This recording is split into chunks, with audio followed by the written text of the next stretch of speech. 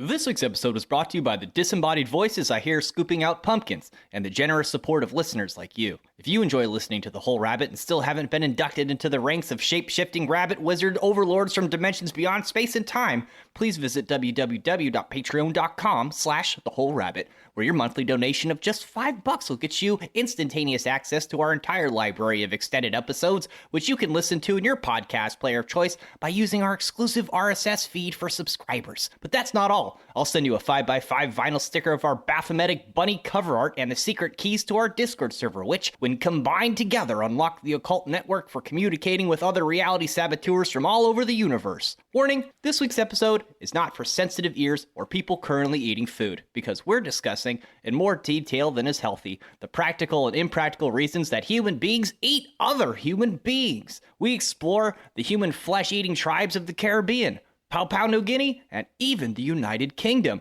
to discuss the rituals, customs, and biology of why people consume each other. In the extended episode, we discuss the maladaptive individuals who enjoy eating people for fun, specifically Albert Fish, Vince Lee, Issei Sagawa, and Armin Meiwes, with a special guest appearance by Butt Naked. Thank you, everybody, and enjoy the show.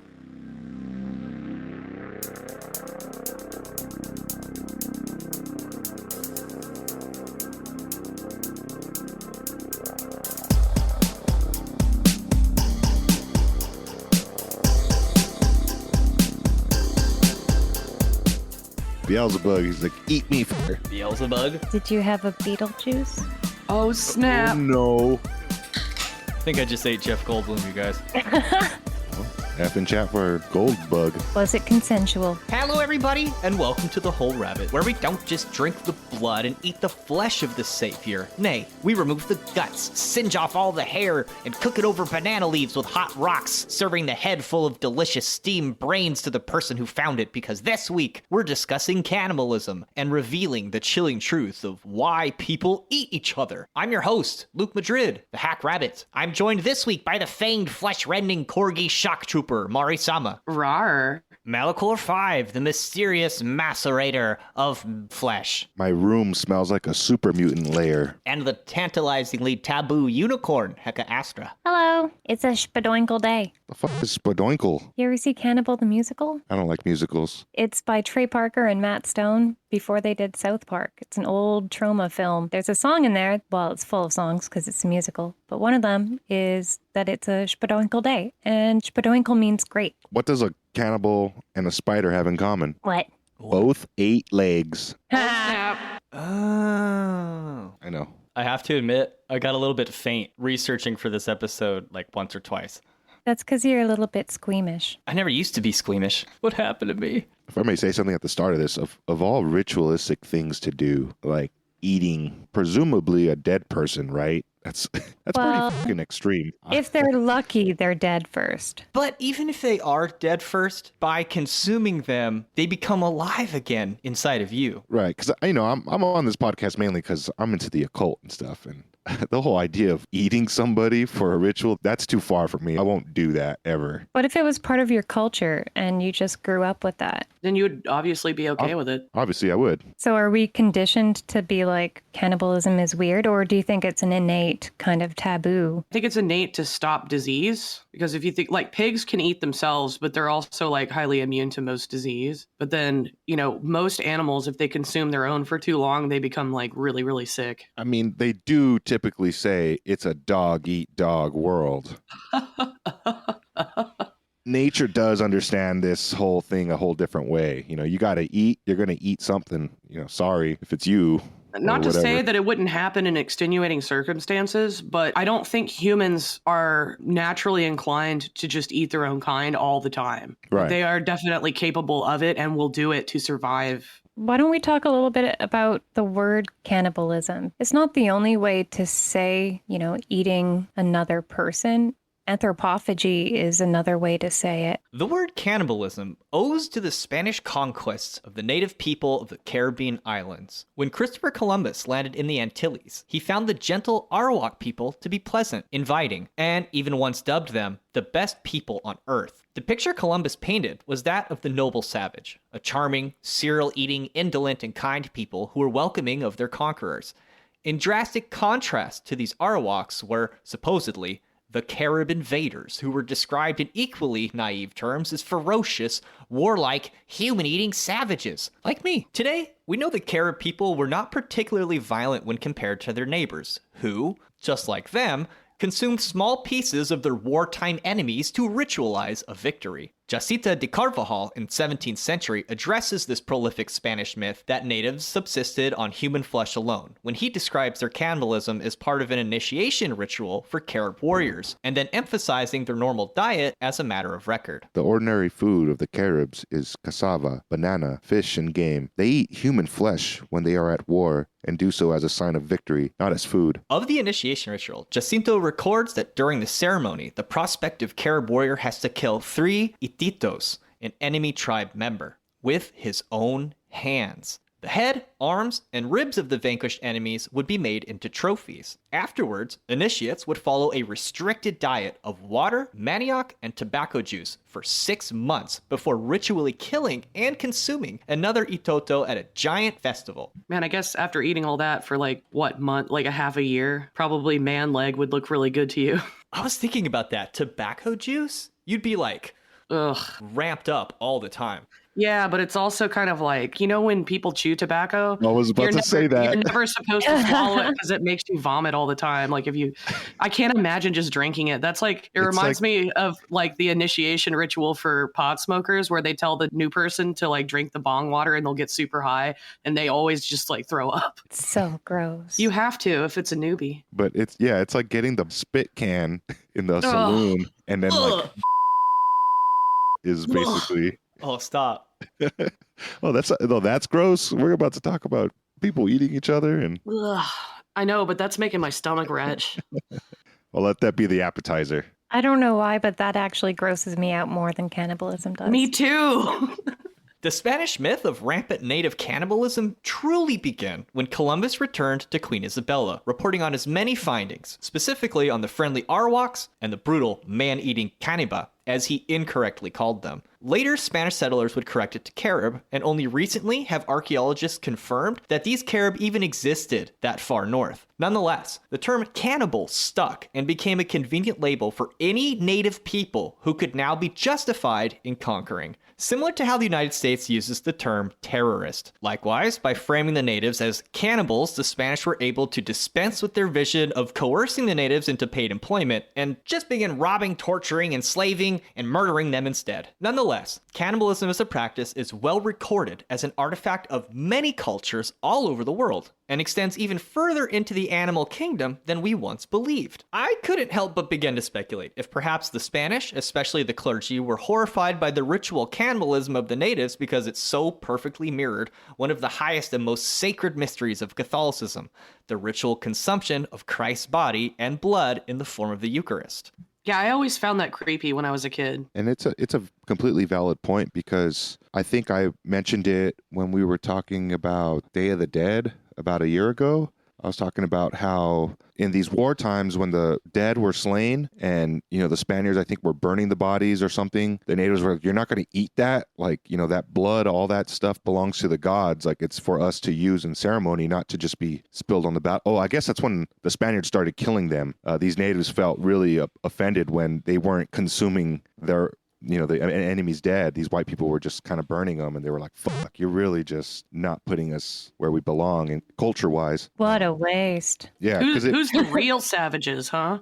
Either way, it's brutal. But they were like, what a waste of blood. It does kind of make sense, though, if the blood is already, if the person has already been killed. Blood is precious. It's your life fluid. Yeah, waste not, want not, right? It really is sacred, yeah. Which brings us to the question, why do people eat each other? In Angels and Demons of the New Millennium, Lon Milo Duquette suggests that during the Age of Leo, which occurred around 10,000 BC, while humans lived as hunter-gatherers, kingship and deification was imparted upon those who could best kill during the hunt and provide their people. During this time, worship of animals and spirits of the hunt dominated. By hunting the sacred animal, the hunter, and by extension the tribe, would grow stronger with its power. This is around the time we find those Venus of Willendorf, like Barbie hand statues, which meant they were also deifying the goddess, and they saw the animals and the plants as an extension of this goddess. That's pretty valid with my point of view. So, as Neolithic hunting is a high-risk activity, often the hunter king, the strongest of the bunch, would meet their end on a hunt, leaving the tribe wanting further strength and maybe even a fresh meal. This made the ritual consumption of the sacrificial body of the dying or dead god king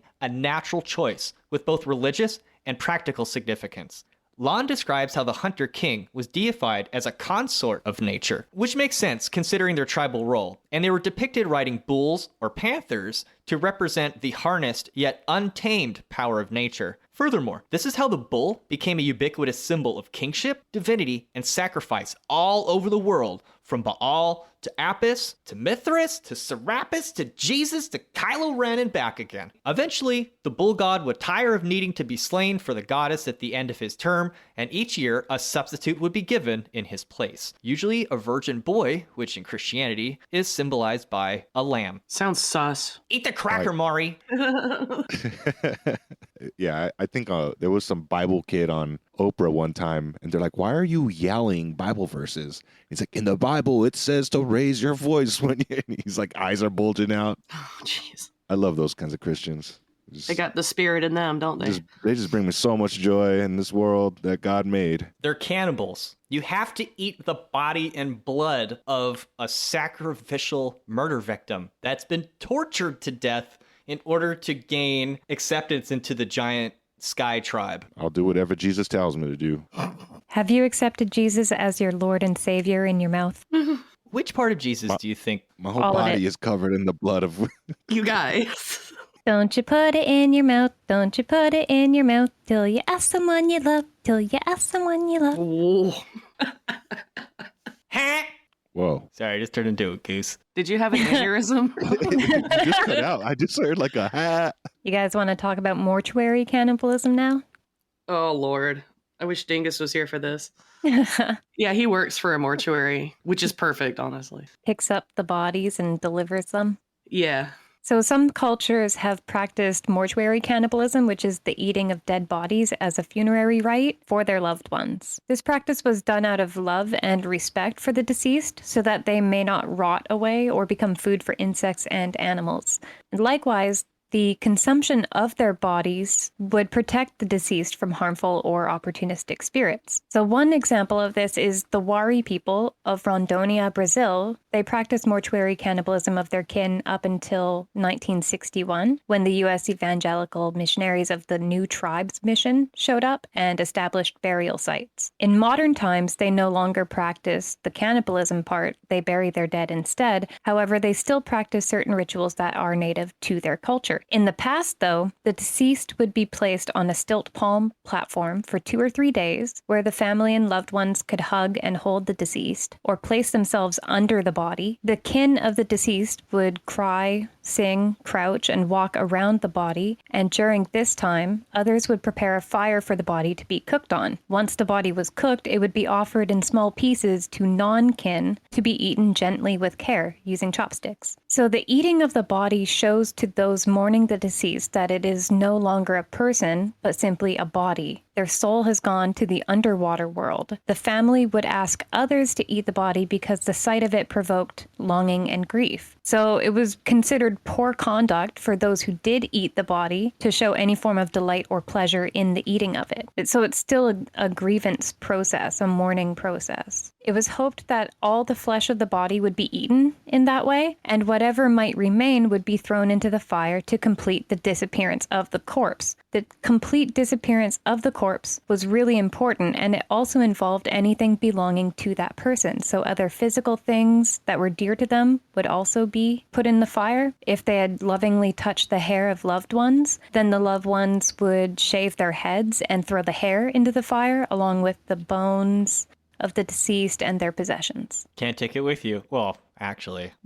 So in modern times, the Wari people don't practice the mortuary cannibalism. Instead, they spend a night and a day mourning with the body in an open coffin. But they do, however, still practice some of the old rituals. So sometimes they'll still take the body out and lay it on the floor. They'll slide themselves under the body, one by one, forming a kind of dog pile. And when they do this, they accept any and all fluids and scents that the corpse may offer to them. Ugh. Juicy. Wow. So if you're not familiar, that includes purge fluid, which comes out of orifices of the body, mouths, nose, ears, other places. Oh, look, kids! Granny got some of Uncle Norbert's juices on her. Oh, it smells so terrible. That's how we know that we love him. I think I hear that stuff is like totally accurate too. Like it's really gross. It is so really fucking gross. They're full of love. That's why they're dripping. I've done my fair share of taxidermy, and it's pretty gnarly, purge fluid. Energetically speaking, though, like from a cultural ritual kind of perspective, I guess this is kind of part of them saying goodbye. Like any last interaction is considered like sacred and a blessing, even if it's putrid, because they get nothing more past this point, you know? Yeah, even if it's cold, it's moving, and they're not supposed to be moving. So it's like somewhat of an extension of them that's still motion and energy thus. So it has some value, definitely, ritualistically, in my eyes. Would I eat it or drink it? No. I'm pretty sure they definitely do not eat or drink purge fluid. Yeah, that's gross. But I'm sure gnarly. some cultures do.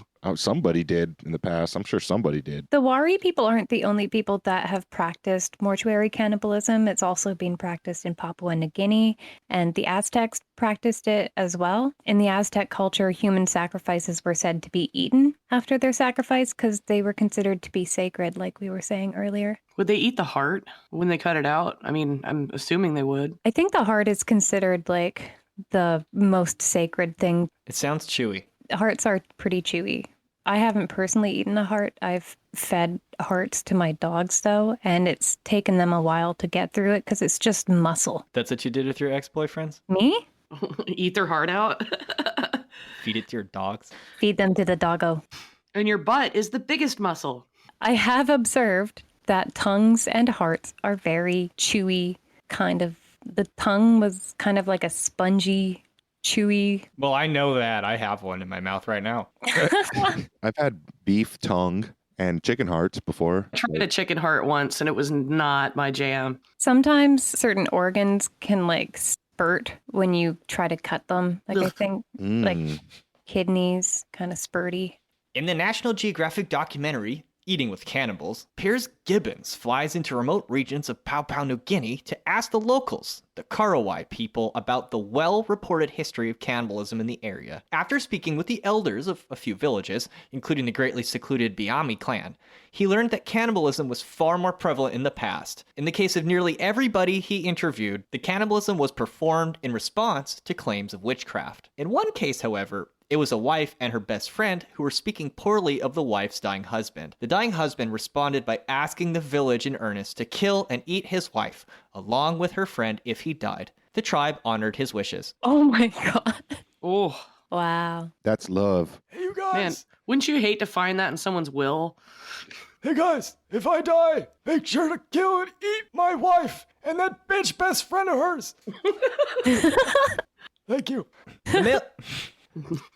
The male warriors of the Biami, expert witch hunters they are, claim that men, women, and pigs are all butchered similarly and taste about the same. Humans are usually so big, however, their legs must be cooked separately. Elders of the Biami clan claim that human flesh was never consumed out of hunger, only out of justice. Long pig. Gross. Long pig, it's really long. You gotta cut it in half to cook the whole thing. Wow, it makes sense now. Prior to the 70s, none of the Karawai people had ever seen an outsider. As you might expect, there are still some clans who remain hostile to the idea of outsiders. One such group is the Letin, who, untouched by missionaries, can give us a clearer picture of why a suspected witch would be cannibalized. According to the Letin people, when a mysterious illness kills somebody, it is the work of a kakua, who is a witch woman from the underworld. They say a kakua possesses the body of a man, never a woman, and begins to magically eat their insides. Ethically, The correct thing to do is pay back the kukua in kind. They must eat the kukua as it ate the person who died, a form of vengeful justice. They also say human meat does not taste so much like pig as it does cassowary, and that brains are one of the best parts. This feature of the head belongs to the individual who found the kukua. They actually eat the brains of the person? The person who found the witch, because they get the head, it's usually their honor to eat the brains because it's like the tastiest part. It's one of the most savored pieces of the human meat is the brain inside of the skull. It gets steamed,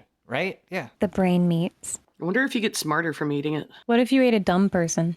Oh no. So cannibalism that occurs within a localized tribe or family that involves the eating of a human from that tribe or family by others belonging to it is referred to as endocannibalism. The eating of a human that does not belong to that family or tribal community is called exocannibalism. So, for example, the eating of the flesh of your enemy would be exocannibalism. The Wari tribe that I talked about earlier are the only confirmed culture which has practiced both endo and exocannibalism. This is important because when you're talking to a cannibal, you have to be correct with your pronouns. I was going to say exo-cannibalism sounds like a great metal band name. Like Cannibal Corpse. Yeah. The Biami claim that they don't eat people because witches, after all, they're not people. So to them, it's exocannibalism, but to us, it's endocannibalism. Right. She's a witch. Eat her. Well, speaking of endocannibalism, in 2001, archaeologists at the University of Bristol found evidence of Iron Age cannibalism in Gloucestershire down in a thick, muddy pit known as Fishmonger Swallow. That sounds like a bloodborne area. Oh, yeah.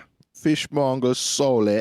The remains of at least 7 human skeletons were found in the swallow, and radiocarbon dating indicates that they're from the Iron Age, the early Roman period. At least one individual had been murdered, the rear of the skull smashed inwards, a femur from a female had been split open, and the marrow scooped out. This suggests cannibalism was being practiced as early as 2,000 years ago in Great Britain. Scooped out. Nice and gentle. Nom nom nom nom. You forgot the yummy bits. It's true. Bone marrow. I'll be right back and we get my bone scraping spoon. Besides this, medieval European culture had a number of medicines we might now consider cannibalistic. Mummy dust was made from ground-up mummies, specifically from Egypt, but when demand became too high to be sustained on bona fide mummies, regular corpses from the cemetery were deceptive substitutes. Powdered or liquid blood was used for epilepsy. Human liver, gallstones, and oil from human brains was also used medicinally. Side note here, some Enochian and like crazy modern magicians are like, Yeah, mummy dust is essential to creating the Philosopher's Stone. And it has to be from like a really good pharaoh. or something. They really believed in this shit back in the day. They would rub it on wounds. They would take it for nausea. They did all sorts of bizarre, awful things with mummy dust. Yeah, it did everything. It was like in every fucking magical potion that some asshole was lying to you about back in the day. You know what would be most similar? Just really old leather. Like leather that's so old it's cracking. Oh, and it gets like that residue, or not residue, but like dusty aspect on the surfaces. Is that what you're saying? Yeah, like if you've ever had like something that's rawhide or like a veggie tan leather, something that's not dyed, the process of making it, if it's been traditionally processed, that's probably most similar to mummy dust than just grabbing a corpse out of the ground, unless they've go been on it. processed. Because there's so much on it and in it to preserve it that it's not just human flesh. You know, to go on a weird side note here, I wonder, because of your expertise, Hecka, if you were presented with like prime human leather samples, and what would your profession have to say about how to work with it and its qualities would be quite interesting. Human leather would be very low quality leather. It'd be like pig leather, which is really only good for lining. Pig leather is the lowest quality of leather that you can get. It's really stretchy, it's thin, it's elasticy, it's porous. Our skin is a lot like that. I hear people who do tattoos should practice on like pig carcasses because it's very similar to human skin. Yeah. Which is weird. Again, long pigs. Long past pigs. In pre-modern medicine, the explanation given by the now discredited theory of humorism for cannibalism was that it came about within a black, acrimonious humor, which, being lodged in the linings of the ventricle, produced the voracity for human flesh. So do make sure to keep your black acrimonious humor well balanced, otherwise you'll start craving to bite from the flesh of my body. Like a Dr. Octagon intro. Medical cannibalism using human blood, flesh, or bones has actually been around for thousands of years. It wasn't a new thing by the time that it gained popularity. It was around in ancient China, India, and even Greece. Claudius Galenus was a 2nd century Greek physician that treated Roman gladiators, and he also wrote that the blood from a healthy person could cure that of an unhealthy person. He even went so far as to suggest that collecting the blood of fallen gladiators in a cup so you could drink it would be beneficial for you. This practice of collecting blood in a cup from slain people even persisted in places like Denmark up until the 1800s, where public executions would often mean people gathering around with cups in the hopes of being able to drink even just a little bit of hot, fresh convict juice. Blue blood is the best. In the French Revolution, that was like, oh, we got to get some of this royalty blood on us, because that's going to cure. It's gonna cure my gout. It's funny though, because they had some of the most unhealthy lifestyles. So it's kind of a toss up, but I would totally like be under the guillotine just waiting. Let's just all wait around to drink some super unhealthy inbred royal's blood. Trying to eat Marie Antoinette's toe jam. I'd eat her boobs. Good times. I wonder what sort of medicine eating boobies imparts. If you eat healthy boobies, it makes your boobies more healthy. That's kind of the logic to it, isn't it? I'll subscribe to that. Sure. But if you don't have boobies, but you want boobies, so you eat the boobies. Eat the boobies you don't have. There's a specific type of vor where the boobies actually do the eating. Oh, That's no, like- no. What Is is this vor? We'll save that for later. It's like vagina dentata, but with boobs. Yep. So cannibalism for medicinal purposes, it peaked in its practice around the 15 and 1600s, but the practice, it lasted well into the 1800s. In 1656, Johann Schroeder, a German physician and pharmacologist, published a book called Pharmacopoeia Medico-Chimica, where among its various treatments and prescriptions, he included a recipe for DIY mummy powder. Oh, would you like to tell us how to make some mummy powder? Yep. So Schroeder, he had quite the penchant for prescribing mummy dust as a kind of cure-all for all kinds of diseases and illnesses. So in this book, he claims that the best quality mummies are, of course, those of the Egyptian variety, but Egyptian mummies are rare and expensive. So if you couldn't get your grubby, grave-robbing, mummy-fondling hands on one, then Johann, he had a solution for you. So he came up with a mummy alternative, which was more like seasoned alcoholic corpse powder. And he describes how to prepare this alcoholic marinated mummy in the Pharmacopoeia Medica, stating the following. Who wants to read how to make mummy dust? Mari, Mari. go. Okay. Take the fresh, unspotted cadaver of a red-headed man, because in them the blood is thinner and the flesh hence more excellent. Aged about 24, who has been executed and died a violent death. Let the corpse lie 1 day and night in the sun and moon, but the weather must be good. Cut the flesh in pieces and sprinkle it with myrrh and a little aloe. Then soak it in spirits of wine for several days. Hang it up against for 6 to 10 hours. Soak it again in spirits of wine, and then let the pieces dry in a shady spot. Thus they will be similar to smoked meat and will not stink. Man, that sounds like a hella good salami. Human salami? Yeah, or there is some salami that's like cured in wine. That does sound good with non-human meats. I don't know. It's kind of convincing me. What about some breast milk cheese? Honestly, it was less putrid than I expected, because you're putting it in alcohol and then drying it out, and putting in alcohol, drying it out again. I was going to bring up the Kuru disease, and it's common among the Vorarephilia people of Papua New Guinea, and it's translated as trembling. It's a neurological disease that has no cure. In the tribes where funerary cannibalism was practiced, this disease was said to be due to witchcraft or evil spirits. Eventually, doctors, they started to research the cause of this deadly disease, and they found that in the ritual, they would cook them and boil the brains, and, they would eat it, which was typically consumed by the women and children of these smaller tribes, where they would then, inside the brains, there's a strange protein that sometimes occurs, and I'm not a doctor, so sorry if this sounds like really... Prions are basically proteins that are like a virus. And they're mainly found in the brain, and they're folded or they're misshapen, They come unfolded and then they like cause harm around. it eventually disrupts all the other proteins in the structure. All the other proteins end up, messed up as well. And like I said, it's a neurological disorder, so it occurs in the brain, causes brain problems. Basically, it's a transferable protein that's like a virus. Like if this protein gets in you, it'll corrupt your system and eventually start messing you up. Kuru disease is pretty brutal. Its victims shake and they have bursts of laughter, which is pretty creepy. They eventually lose all coordination and they die from infections, from their not able to manage themselves, or pneumonia, which is again from their body not being able to kind of control itself. And it has a really long incubation period, which could be from within a few years, a decade, to making systems known with all the way up to 50 years. But once the symptoms start, it's within 14 months and you're dead.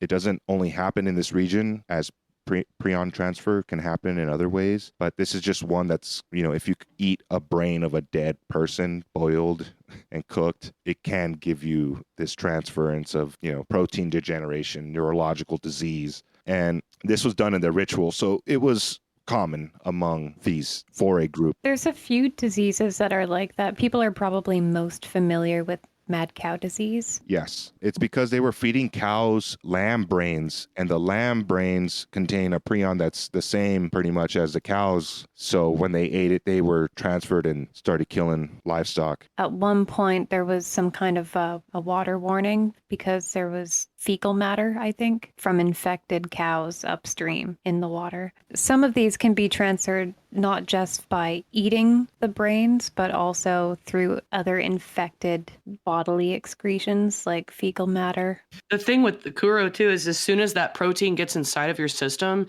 it'll start triggering all the proteins in your own brain to start unfolding. Creutzfeldt-Jakob disease? That's essentially what Kuru is. So it's a prion disease that affects humans. So we share the same kind of proteins that they have, because and it's really interesting to me too, because it's not spread by like bacteria or virus or any of that. It's just if another protein literally comes in contact with the unfolded protein, it just starts a domino effect. It's very terrifying. It's not the only one that can affect humans either. There's also scrapie and chronic wasting disease. Those are also prion diseases. Oh. You can't cook it out of your food. You can't microwave it out of your food. You can't chemically treat it out. It's there. If it's in there, it's there. Yeah, cooking does not kill the prions. And so if you were going to cannibalize somebody that was infected with a prion disease, if you were to eat their brain meats, I like the word brain meats, if you were to eat those, you would be at very, very high risks for infection. Doesn't it also just spontaneously happen if someone eats, like if someone is a cannibal for a long enough time? Or is it just per chance they come in contact with that? That's how you avoid this, is because other humans contain, typically you're going to eat a dead human, or it's going to be a dead protein and it morphs, and it's weird. Basically, the way to avoid this disease, don't eat other people. That's literally what the clinical advice is. That's what doctors will tell you. The only way you get this is from eating people. Don't do it. Mainly the brain. Although they do say that people who do it traditionally can gain an immunity to those types of prions. Oh. It's not just humans as well. It's cows, sheep, deer, elk. They can all have prion-related diseases. And you don't even have to eat the brains. If there is a cross-contamination between the brains or the spinal fluids and the meat, if you eat that, you can still get it. There's usually pretty strict regulations for butchering, from what I know about it, and that's to minimize as much as possible the risk of cross-contamination with prion diseases. Any trained butcher will know how to not make their meat tainted, basically. Don't eat your friend's brains. I can smell your brains. If someone wants to give you some brains, make sure it's fellatio first. It's a vicious cycle for these people, though. It's a vicious cycle because they were trying to free the soul and the spirit of their loved one by consuming this and cooking it. So it persisted for a long time, and this disease went all the way into the modern age because it, like I said, it took up to fucking 50 years to incubate. And not to scare anybody, but you could have a dormant fucking protein in your body right now, and you might not even die from it eventually. But if you live long enough, it might kill you. It's just the way it is. How scary is that? Yeah, that's a really, really long incubation period, up to 50 years. Yeah, you ate some funky meat that one time and you're done 50 years later. Crazy. Life is short, so live fast and eat dim sum. I really love any biology-related stuff, personally. Me too. So it isn't just historic humans that have practiced cannibalism, because even the prehistoric Neanderthals cannibalized each other. So they were most definitely skilled hunter-gatherers, but it also seems that perhaps maybe when pickings were slim, they ate each other or they're dead. The bones of a newborn baby, a child, and 4 adult Neanderthals were discovered in a cave in Goyet, Belgium, and they showed signs of tool marks. The markings suggest the deliberate disarticulation and removal of their flesh by other Neanderthals. The bones were also fractured to extract bone marrow, and this isn't the only evidence found for Neanderthal cannibalism either. Other archaeological sites show very similar findings. In France, similar findings were uncovered in the Moula-Guercy cave, where the bones of Neanderthals were found mixed in with the bones of other animals like deer, and they showed the exact same treatment of butchering that would have been given to any other animal to be eaten. It also makes sense if one of their tribal members died to eat it before, wolves show up or other animals show up to eat them, because they'll smell it, right? They will smell it and they'll come for it. So Yeah, and then someone else could be killed too, What if your culture just didn't think of burying the dead? And they're like, no, we just eat them. Like, that's how we deal with the body. What if they just didn't think of that? But like the Wari people didn't bury their dead until the 1960s. When the missionaries showed up and were like, no. Or maybe they tried burning it and then someone was just like, damn, that smells so good. Well, hominids they're obviously not the only cannibalistic organisms to walk the earth, right? Plenty of other species take part in the consumption of their own kind. One example is cockroaches. They eat their dead, and when they die, they emit oleic acid, which can be smelled by other cockroaches from a really long distance. So they'll come looking for their deceased to cannibalize. So the more you stomp on them, the more you're attracting others from afar. And then there's filial cannibalism. So that's also a common practice in nature, and it's when one of the parents eats their offspring. And this often happens because the offspring is not viable, or to ensure the survival of the rest of the offspring by thinning out what will require nourishment, which is the surviving offspring. And it also provides a much needed resource for the mother to care for what's left of her offspring. I had a rat when I was about 20 years old, and she had oops babies with her brother, and she ate all of her babies. It's like she just knew, like, no, these are weird inbred babies, and I'm just going to eat all of them. So I kept finding half-eaten baby rats in her cage. That was one of my first real tests for embalming, actually, was when I found those little baby rats, because I kept finding them. Once I found two torsos, and I sewed them together to make these weird Siamese twin-looking guys, and suspended them in a jar in methyl hydrate, like some weird freak show attraction jar. So you can use methyl hydrate in place of formaldehyde if you need to. Fun tip. One of the more interesting versions of cannibalism in nature occurs in the womb of sharks. The first shark to grow large enough to start eating in the womb will eat most of its siblings and leave usually one other one. Just like Luke did. Luke, you ate your twin, right? Yep. Well, it happens in humans apparently too, but it happens in sharks, and they're born in a vicious world, because actually it's very common for sharks to do this. Luke, you might be a shark. Just keep swimming. I think my Sheba's a shark. This brings us to sexual cannibalism. Now, Oh, does it? it does. Yes. Because we're talking about the womb? Sharks are sexy. Well, sexual cannibalism is when an animal, usually the female, cannibalizes its mate prior to, during, or after copulation. The praying mantis, black widow spider, and jumping spider are a number of species that devour their mates. Sexual cannibalism is also found in other invertebrates, including a relative of the praying mantis, the Chinese mantis, and scorpions. In the case of the brown widow spider, they wiggle their butts in front of the lady's fangs during mating, giving themselves as a sacrifice. The male redback spider even does a sort of somersault into his mate's mouth. After all, the ones who do have twice as many children. So goth mommy is real? Confirmed. Damn, I love it. Of course, this is not the prerogative of all male spiders. In fact, the male nursery web spider will tie the legs of their prospective mates with silk prior to mating, something that researchers have termed a bridal veil. Kinky. Ooh, she's gonna get you. The Some strategy. bondage. Oh yeah, that too. This strategy not only protects the male against being eaten, it also lets the mate for longer, increasing the chances of having offspring. The males who do this are much more likely to survive. Or just tie her up. Just love that. Now, unless you're listening to the extended show, most human beings don't practice sexual cannibalism, but the idea of consuming their partner, or perhaps being consumed themselves, is a popular fetish. You don't say. Officially, it's known as Vorarephilia. Vorarephilia is an infrequently presenting paraphilia characterized by the erotic desire to consume or to be consumed by another person or creature. That's me. The word Vorarephilia is derived from the Latin vorare, to swallow or devour, and the ancient Greek phila, for love. The fantasy usually involves the victim being swallowed whole, though occasionally the victims are chewed up and digestion may or may not be involved. Vor fantasies are separated from sexual cannibalism because the living victim is normally swallowed whole. The consumer is sometimes human, but animals, dragons, giant snakes, and other creatures can also appear frequently in these fantasies. After consumption, the enlarged belly of the consumer is often described with great care. Vor is more often enjoyed through pictures, stories, videos, and video games,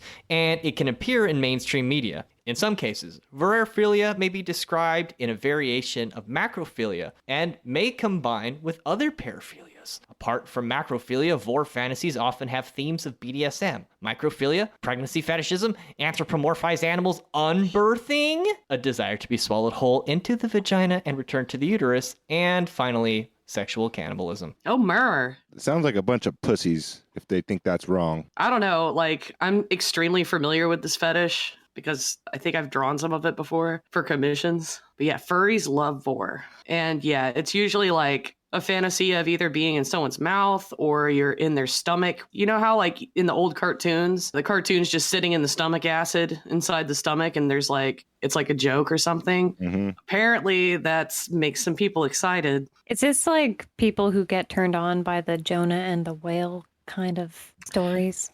I mean, maybe that's probably like the oldest story I could think of that actually depicts that, where you can like walk around and like build a fort and stuff inside of someone's stomach, like that you could just like live there. I just want a nice warm place to be safe, you know? And if Goth Mommy wants to do that for me, then let her.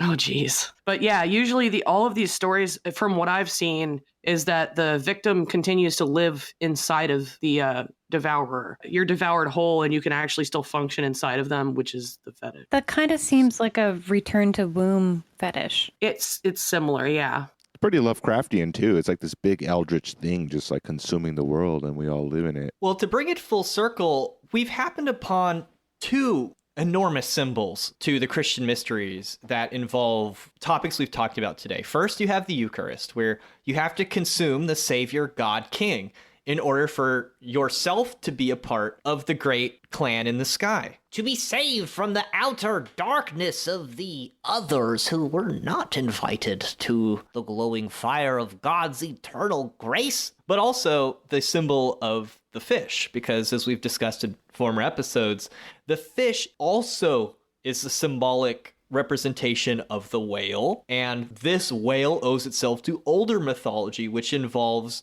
being swallowed, consumed entirely. And that this is a larger metaphor for being swallowed by God. So these two themes, swallowing God and being swallowed by God, are something that are so deeply rooted in our own culture, we hardly even think about it. It's like divinity and purity consuming and being consumed by, like at one with. But if you'd like to hear the rest of the show, where we talk about the people who took that idea to the realm of the literal and actually ate their victims and then lived to tell about it, please visit www.patreon.com/thewholerabbit, where your monthly donation of just $5 will get you access to our entire library of extended shows, doubling the Whole Rabbit content. I'll even send you a 5x5 vinyl sticker of our cover art at no additional cost to you, and you'll get the secret keys to our Discord server, where you can talk to us about, I don't want to invite people to talk about eating breasticles, you know, but like, it's a fun thing to promise people, you know, like, but maybe don't talk about eating breasticles. Thank you, everybody. Please like, subscribe, and share, but most importantly, eat carrots and shoot lasers. Pew, pew, pew.